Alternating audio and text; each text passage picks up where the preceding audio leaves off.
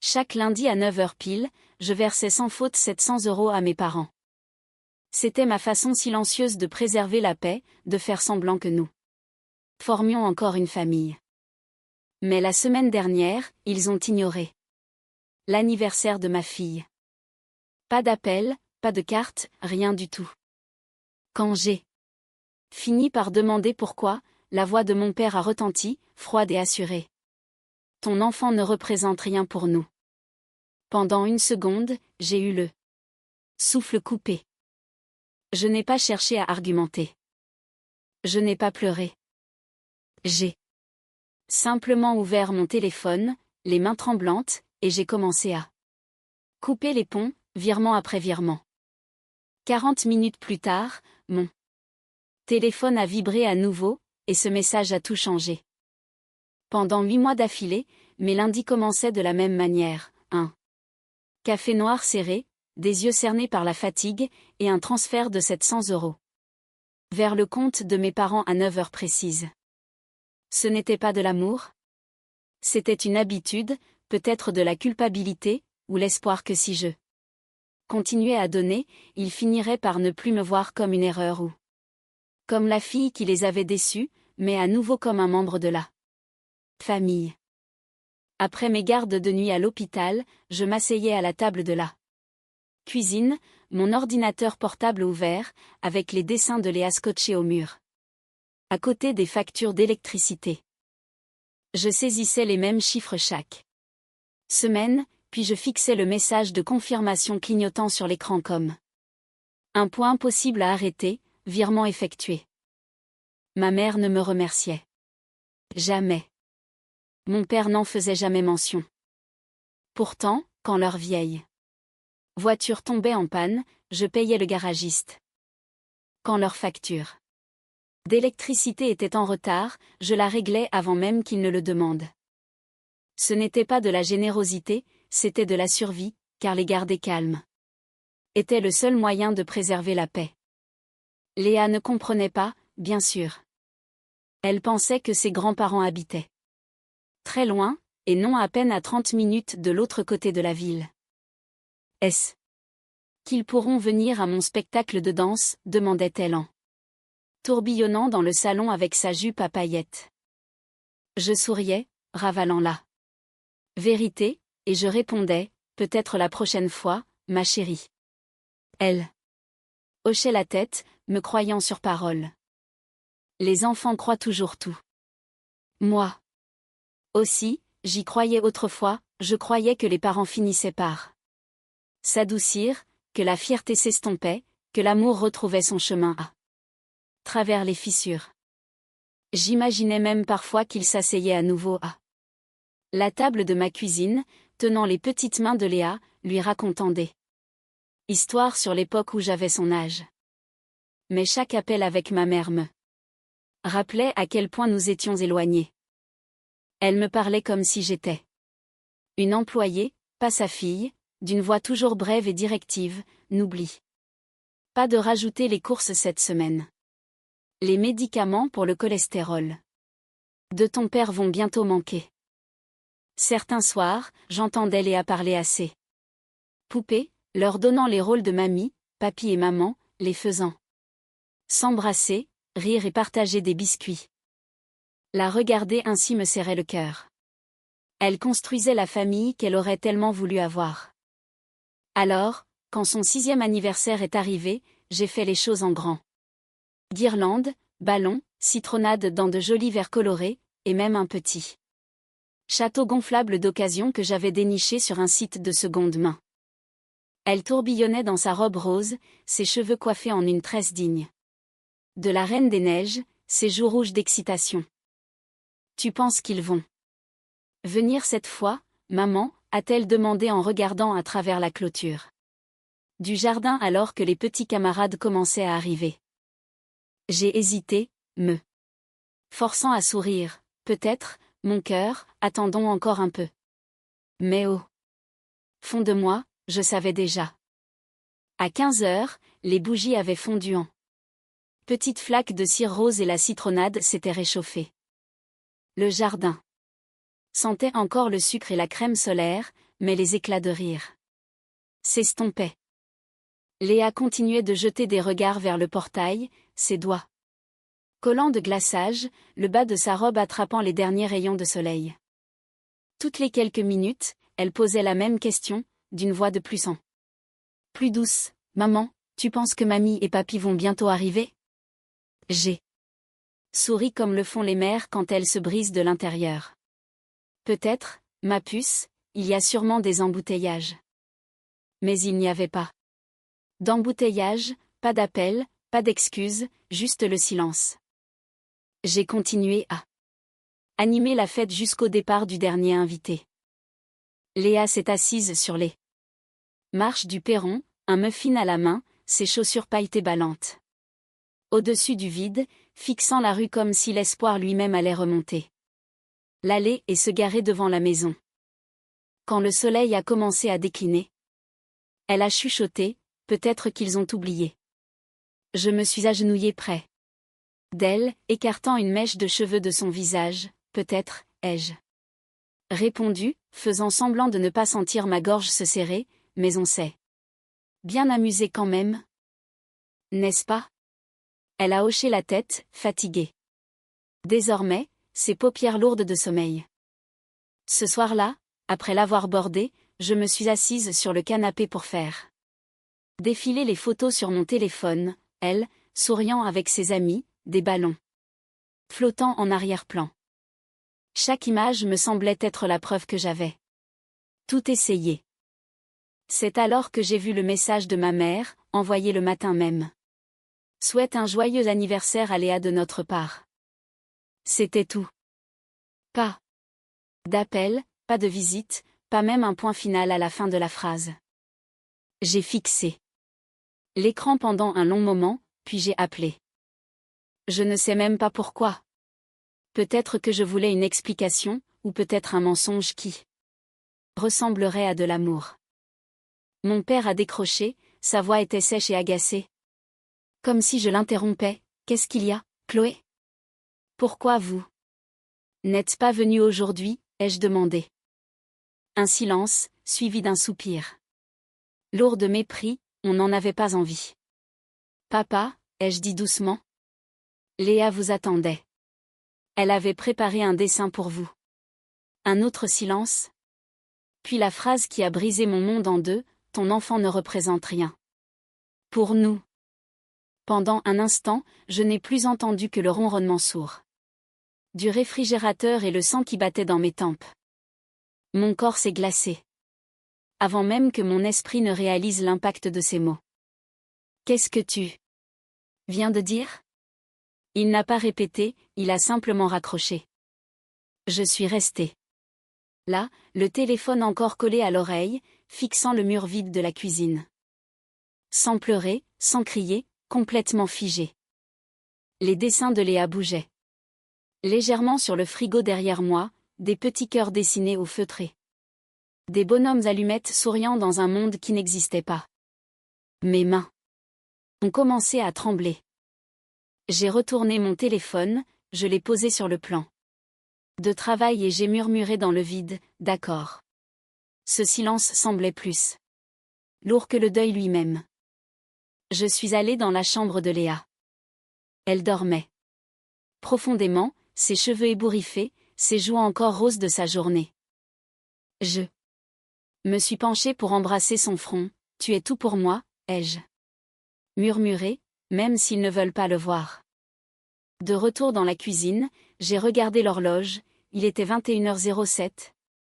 L'heure à laquelle je vérifiais habituellement les comptes de la semaine. C'était un automatisme, mon pouce survolait l'application bancaire avant que je ne me retienne. Pas cette fois. J'ai vidé le reste de citronnade dans l'évier. Essuyé le plan de travail et je suis restée là, dans le calme absolu, consciente qu'après cette nuit, quelque chose en moi allait changer à jamais. Je n'ai pas fermé l'œil de la nuit. Je me suis contentée de rester assise à la table de la cuisine, regardant les heures défiler après minuit, ressassant ces mots encore. Et encore, ton enfant ne représente rien pour nous. Ces paroles ne résonnaient pas simplement, elle me lacérait, chaque syllabe était comme une coupure profonde que je ne pouvais m'empêcher de toucher. Le téléphone était toujours sur le plan de travail, là où je l'avais laissé. Mon reflet flou scintillait sur l'écran sombre, cheveux ébouriffés, yeux gonflés, une version de moi-même que je reconnaissais à peine. Je l'ai saisi, non pas pour les appeler, mais pour mettre fin à tout cela. Pendant des années, j'avais acheté la paix à coups de virement. Chaque lundi à 9 heures pile, je transformais ma culpabilité en argent. Désormais, j'en avais fini de payer pour un pardon qui n'avait jamais existé. J'ai ouvert mon application bancaire. Mes mains tremblaient en faisant défiler les virements programmés, le loyer de leur appartement, leurs courses, les factures d'électricité, l'assurance de leur voiture. Sur chacun d'eux, mon nom apparaissait à côté du leur. J'ai fixé cette liste, puis j'ai commencé à les supprimer un par un, comme on coupe les fils d'une marionnette. Cliquez sur Annuler, confirmer. À chaque pression sur l'écran, les battements de mon cœur se régulaient et mes tremblements s'apaisaient.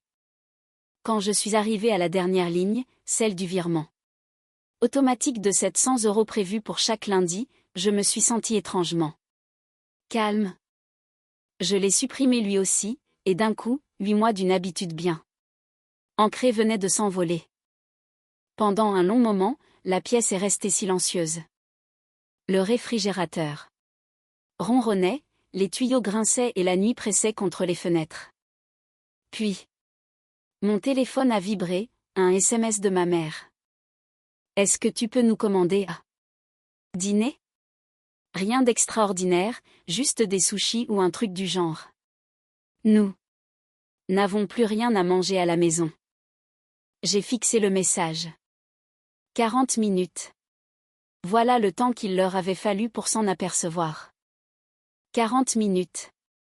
Après avoir effacé l'existence de ma fille d'une simple phrase, ils voulaient que je leur commande à manger. Mon pouce est resté suspendu au-dessus de l'écran. J'aurais pu écrire quelque chose, n'importe quoi, un avertissement ou un adieu, mais je n'en ai rien fait. J'ai verrouillé l'appareil et je l'ai posé face contre table. À la place, je suis retourné dans la chambre de Léa. Elle était blottie sous sa couette, sa respiration légère, sa petite main serrant le lapin en peluche qu'elle avait baptisé Espoir. Je me suis assise sur le bord de son lit, écartant une mèche de cheveux de son front. Plus jamais, ai-je chuchoté, pas seulement pour elle, mais aussi pour moi-même. C'est à cet instant précis que la culpabilité s'est éteinte. J'ai réalisé que je ne leur devais absolument rien, ni argent, ni explication, ni la moindre once de tranquillité. Mon silence suffisait, et il était bien plus bruyant que n'importe quelle confrontation. Quand je me suis enfin relevée, l'atmosphère semblait plus légère, ce poids sur ma poitrine s'envolant pour la première fois depuis des années. J'ai éteint la lumière du couloir et j'ai regardé la maison s'enfoncer dans l'obscurité, une obscurité propre et définitive. Certaines trahisons ne nécessitent pas de bataille, elles exigent un enterrement, et cette nuit-là, j'ai enterré la version de moi qui croyait encore que la famille était synonyme d'amour. Le lendemain matin, la lumière du soleil s'est répandue sur la table de la cuisine comme si de rien n'était. Pourtant, je n'arrivais pas à chasser la voix de mon père de mon esprit, ton enfant ne représente rien pour nous. Ces mots résonnaient derrière chaque bruit, même le vrombissement du frigo. Léa dormait encore. J'ai préparé du café simplement pour avoir quelque chose de chaud à serrer entre mes mains. Le téléphone a sonné, affichant un numéro inconnu. Pendant une seconde, j'ai failli ne pas répondre. Madame Martin? C'est Monsieur Dubois, le propriétaire de vos parents. Je voulais simplement prendre des nouvelles. Le paiement du loyer n'est pas passé, ce qui ne vous Ressemble pas. Ce dernier commentaire m'a piqué au vif, ce n'est plus ma responsabilité, ai-je répondu, ils devront s'en charger eux-mêmes. Il a hésité, ils m'ont pourtant assuré que c'était vous qui gériez leur paiement. C'était le cas avant, ai-je dit d'un ton qui m'a surprise. Moi-même, plat et assuré, plus maintenant. En raccrochant, j'ai senti une rupture s'opérer en moi, comme un fil qui se brise. Je n'étais plus leur filet de sécurité, juste une personne buvant son café tiède dans sa propre maison. À 10 heures, mon frère m'a appelé, Chloé, maman dit que tu as perdu la tête. J'ai ri doucement, qu'est-ce qu'elle entend par là? Elle dit que leur couple est vivre. C'est exact. Lucas est resté silencieux un court instant, tant mieux. Moi aussi, j'arrête. J'ai écarquillé les yeux. Comment ça? Je leur envoyais de l'argent de mon côté, a-t-il avoué, pas autant que toi, quelques centaines d'euros par mois pour les courses, l'essence. Des petites choses. Je pensais que si nous les aidions tous les deux, ils finiraient par changer. Ils ne m'en ont jamais parlé, ai-je murmuré. Ils ne m'ont jamais parlé de tes versements non plus, a-t-il ajouté, on payait tous les deux un loyer pour la même culpabilité. Je me suis laissé glisser sur une chaise en serrant ma tasse, ils nous ont donc menti à tous les deux.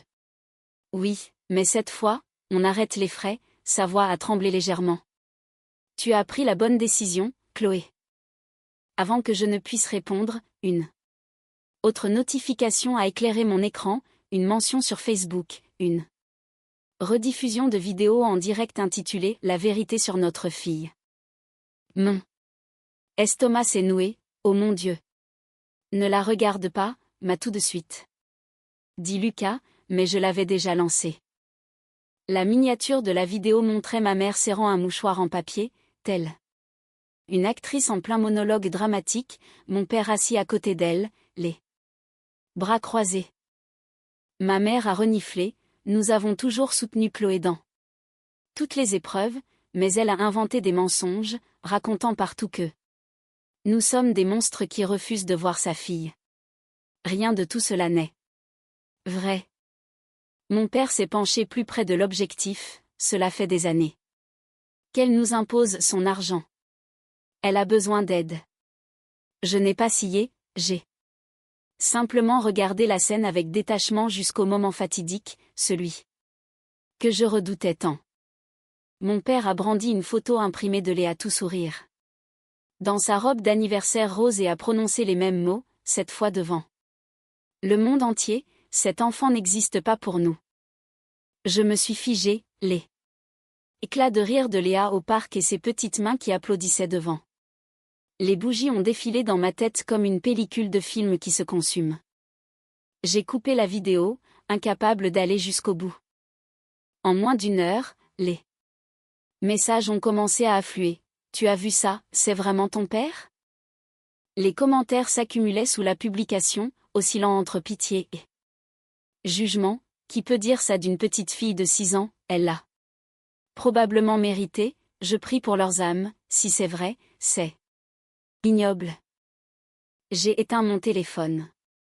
La maison semblait trop silencieuse, comme si même l'air refusait de circuler. En fin d'après-midi, Lucas m'a envoyé un message, ne publie rien, laisse-les s'étouffer avec leurs propres paroles.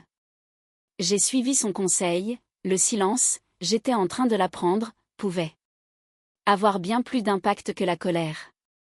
À la tombée de la nuit, la vidéo avait fait le tour de notre petite commune. Leur connaissance de la paroisse la partageait avec des émojis de main jointe, tandis que d'autres commentaient, quel genre de grand-parent peut dire une chose pareille? Le vent tournait sans même que j'aie à lever le petit doigt. Le lendemain matin, Monsieur Dubois m'a envoyé un autre message. Ils ont reçu un avis d'expulsion sous 30 jours. Je suis désolé que nous en soyons arrivés là. Je n'ai pas répondu, je n'en avais pas besoin car la justice, pour une fois, se montrait particulièrement rapide. 2 jours plus Tard, ma cousine Laure m'a appelé, la voix tremblante de colère. Ils sont venus à la cousinade familiale, tu te rends compte? J'ai froncé les courcils. Ils n'étaient pourtant pas invités. Ils se sont pointés quand même pour essayer d'attirer la pitié. Chloé, j'en ai marre de faire semblant, a-t-elle déclaré, tu devrais aller faire un tour sur Facebook plus tard. Puis elle a raccroché. 1 heure après, je m'y suis connectée. La vidéo gagnait déjà en popularité, partagée à de nombreuses reprises, c'était une séquence tremblante. Filmée au téléphone portable dans un jardin ensoleillé, avec des tables de pique-nique et des verres en plastique. Mes parents se tenaient au milieu, ma mère s'adressant à un cercle de proches en implorant, peu importe ce que Chloé vous a raconté, nous l'aimons. Et cette pauvre petite est simplement perturbée. C'est alors que la voix de Laure a retenti, nette et tranchante. C'était avant ou après avoir dit que son enfant n'existait pas pour vous? La caméra s'est tournée vers elle alors qu'elle brandissait son propre téléphone. Avec le volume au maximum, diffusant depuis le haut-parleur la voix de mon père. Parfaitement reconnaissable, ton enfant ne représente rien pour nous. Il y a eu des murmures de stupeur et une inspiration collective. Ma mère s'est figée. Au milieu de sa phrase, le visage de mon père s'est vidé de tout sang, et tout. Le jardin a sombré dans un silence de mort, à peine troublé par le bruit lointain d'une tondeuse. C'est alors que mon oncle Jean s'est levé lentement. D'un ton calme mais ferme, si c'est ainsi que vous traitez votre petite fille, vous n'avez rien à faire ici. Personne n'a contesté ces paroles. Personne ne les a consolés, ils sont repartis sans un mot, le visage pâle et les yeux baissés. L'objectif s'est à nouveau braqué sur leur pendant que quelqu'un marmonnait en arrière-plan, elle a bien fait, et qu'une autre voix ajoutait, il était temps. J'ai regardé la séquence 3 fois 2.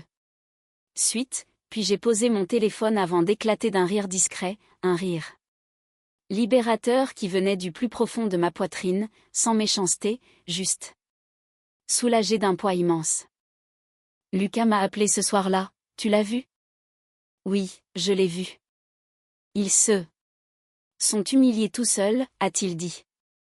Pour une fois, oui, ai-je répondu à voix basse, et je n'ai même pas eu besoin d'intervenir. Parfois, la vérité fait le travail d'elle-même, a-t-il murmuré. Ce soir-là, je me suis assise près du lit de Léa pendant qu'elle dormait, tenant son doudou serré contre elle. Pour la première fois depuis des mois, ma poitrine ne me faisait plus souffrir. J'écoutais le léger crépitement de la pluie contre les carreaux en repensant à tous ces lundis matins perdus à payer pour un amour imaginaire. J'ai ouvert mon ordinateur portable, non pas pour effectuer un virement, mais pour consulter l'historique des transactions, 8 mois de paiement validés, ligne après ligne. J'ai fait défiler l'historique jusqu'au bout et j'ai murmuré, plus. Maintenant. Le lendemain matin, les publications sur le groupe Facebook local étaient impitoyables, un couple de la paroisse dénoncé pour avoir renié leur petite fille. Quelqu'un avait réalisé un montage combinant la diffusion en direct et la scène de la cousinade. Les commentaires étaient sans pitié. L'hypocrisie à son paroxysme, on ne peut pas renier son propre sang. Pauvre petite fille. Dès midi, le site internet de la paroisse avait retiré leurs photos de ces pages, le propriétaire avait changé les serrures de leur logement, et leur rare soutien s'était muré dans le silence. Je n'ai rien publié, je n'ai rien fêté, j'ai simplement emmené Léa au parc une fois de plus.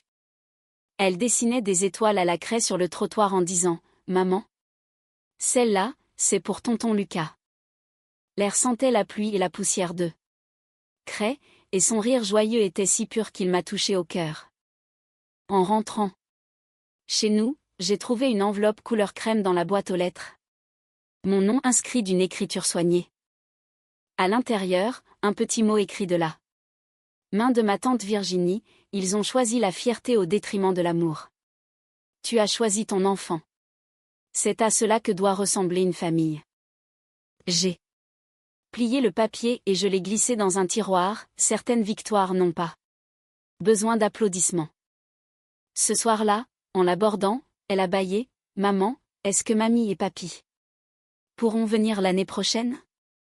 J'ai hésité, « Non, ma puce.